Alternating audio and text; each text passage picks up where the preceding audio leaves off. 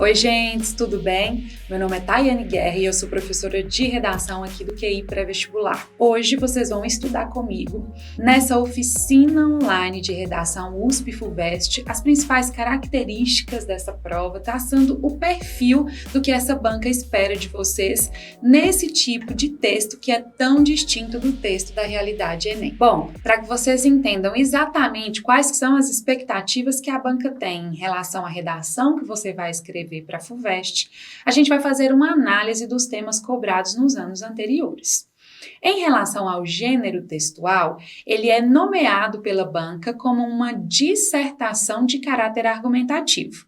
Nesse sentido, esse gênero textual é igual ao que é cobrado pelo Enem, ou seja, o texto dissertativo argumentativo, que vai ter a mesma estrutura de introdução, desenvolvimento e conclusão e a necessidade de um ponto de vista. O que se diferencia, de fato, é justamente a perspectiva temática. Veja bem, no ano de 2020, ou seja, em janeiro desse ano, a FUVEST cobrou o papel da ciência no mundo contemporâneo. E no ano anterior, 2019, ela exigiu que os alunos discutissem sobre a importância do passado para a compreensão do presente.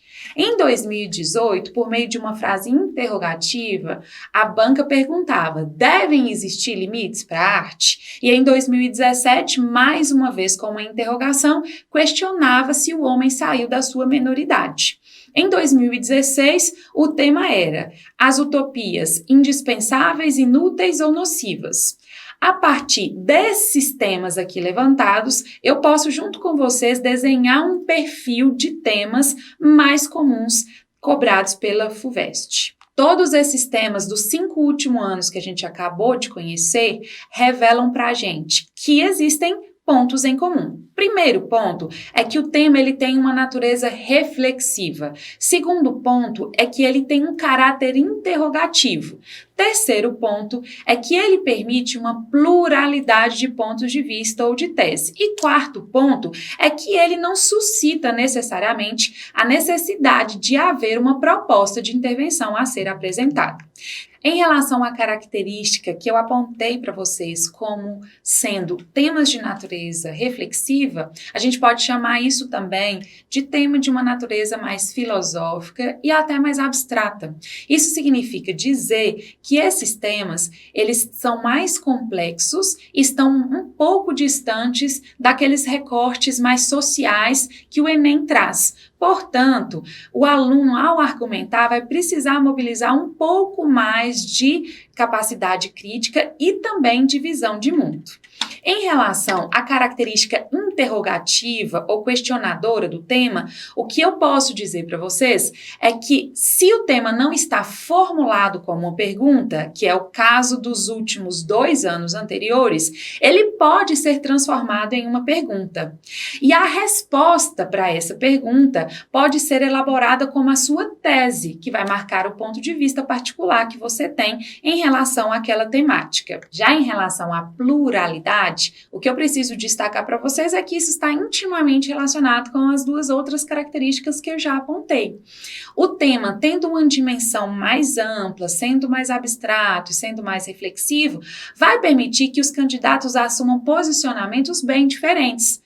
Então, eventualmente, você pode se posicionar contra alguma coisa, a favor de alguma coisa, ou pode se posicionar de maneira mais ponderada. Aqui vale a gente abrir um parêntese para discutir a diferença entre esse tipo de tese na USP-FUVEST e o tipo de tese mais comum no Enem. Vocês já sabem que no Enem, a gente sempre vai ter que extrair uma situação-problema, porque é a partir da discussão de problemas relacionados ao tema que você vai conseguir propor intervenções possíveis. Bom, no caso da FUVEST, nem sempre o tema vai suscitar uma situação-problema.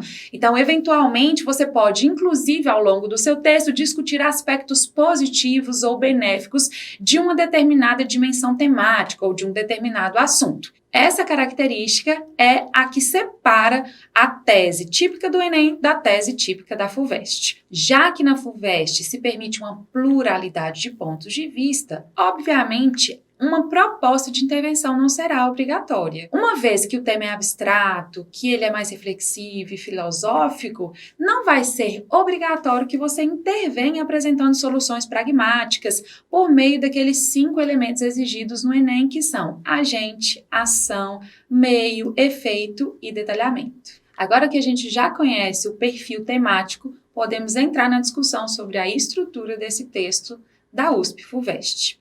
Algumas características dessa estrutura já podem ser notadas só olhando para essa tela. A primeira é de que o texto na FUVEST tem uma folga de linhas. A gente tem até 35 em oposição às 30 classicamente oferecidas pelo Enem.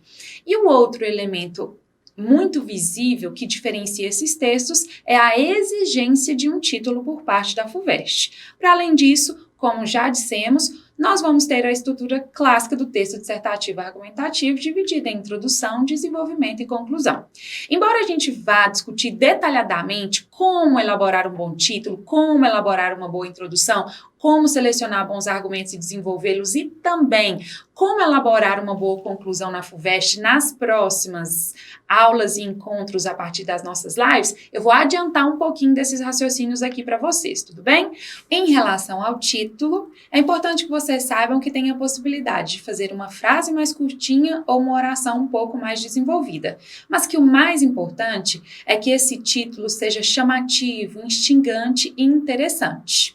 Já em relação à introdução, o que a gente precisa é cumprir as 2 funções básicas do ponto de vista de conteúdo, que é contextualizar o tema para garantir que você está obedecendo à exigência do tema e do assunto e, em seguida, marcar a sua tese. Essa tese ela precisa ser bem clara e bem explícita logo ali na introdução. Já em relação ao desenvolvimento, o importante é justamente argumentar sustentando a sua tese por meio de defesa de ideias. O mais importante para argumentar bem na FUVEST é ir além do senso comum e trazer a possibilidade argumentativa, ainda que o tema seja de natureza reflexiva, filosófica ou um pouco mais abstrata, para o plano do concreto, por meio de exemplos, de caracterização de situações que ocorrem na nossa sociedade. Já em relação à conclusão, como eu antecipei um pouquinho antes, a gente não tem necessidade de apresentar a proposta de intervenção. E o que eu faço então, Thay, no lugar disso? Bom, o importante é que você faça uma retomada das ideias anteriores e apresente uma forma de encerramento. Essa forma de encerramento pode se dar por meio da apresentação de um panorama geral da questão no Brasil ou dentro da sua perspectiva argumentativa. Você também pode fazer uma reflexão geral, deixando o final um pouco mais aberto, com alguns questionamentos a serem implantados na mentalidade do leitor. Por outro lado, se você deseja fazer algo próximo da proposta de intervenção, você pode apontar algumas perspectivas futuras em relação ao tema. Nesse caso, a gente vai apontar quais são os encaminhamentos para o futuro, mas sem necessidade de apresentar isso de forma tão estruturada como os 5 elementos de intervenção exigidos no Enem. E em relação ao perfil argumentativo, os tipos de argumentos ou as estratégias argumentativas, o que é que a FUVEST espera?